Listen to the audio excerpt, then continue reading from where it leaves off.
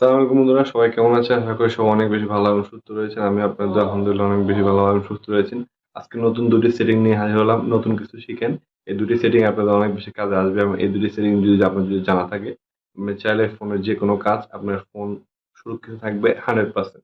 কারণ অনেকে আপনারা ২৪ ঘন্টা আপনারা ফোন ইউজ করেন কিন্তু ফোন ইউজ করেন সেক্ষেত্রে আপনাদের ফোনে অনেক অ্যান্টিভাইরাস ঢুকে যায়। কারণ সবসময় ওয়াইফাই এবং নেট কানেকশন চালু থাকে যার ফলে আপনাদের যে কেউ যেকোনো খান থেকে আপনার ফোনের ওয়াইফাই হ্যাক করে আপনার ফোনের ডাটা চুরি করতে পারে। তো আপনি যদি এই ২ টা সেটিং যদি অফ করে রাখেন তাহলে আপনার মোবাইল সম্পূর্ণ সেভ এবং সম্পূর্ণ ডাটাগুলো সেভ থাকবে। তো চলুন কিভাবে করবেন সবকিছু দেখিয়ে দিই।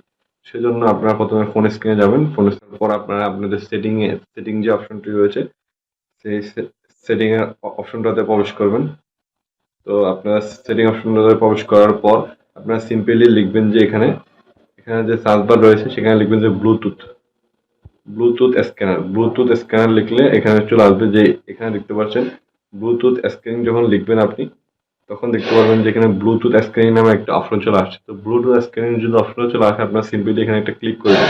তো ব্লুটুথ স্ক্যানিং এর মধ্যে ক্লিক করার পর এখানে দেখতে পাচ্ছেন যে বন্ধু এখানের মধ্যে ওয়াইফাই স্ক্যানিং এবং ব্লুটুথ স্ক্যানিং এখানে ২ টা অপশন রয়েছে। তো আপনি আপনার দুটো অপশন অন করা থাকবে। আপনারা সিম্পলি দুটো অপশনকে অফ করে দিবেন। কারণ এই ২ টা অপশন যদি আপনার অন করা থাকে সেক্ষেত্রে আপনি যেকোনো খানে যদি আপনার ওয়াইফাই যদি অন করা থাকে যেকোনো খান থেকে আপনার ওয়াইফাই ডাটা কালেক্ট করে যেকোনো খান থেকে আপনার মোবাইলের তথ্য চুরি করতে পারে।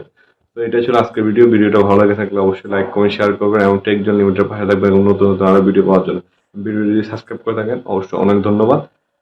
তো এরকম নতুন আরো আপডেট আসবে। তো আমাদের পেজের সাথে থাকুন এবং চ্যানেলের সাথে থাকুন। ধন্যবাদ।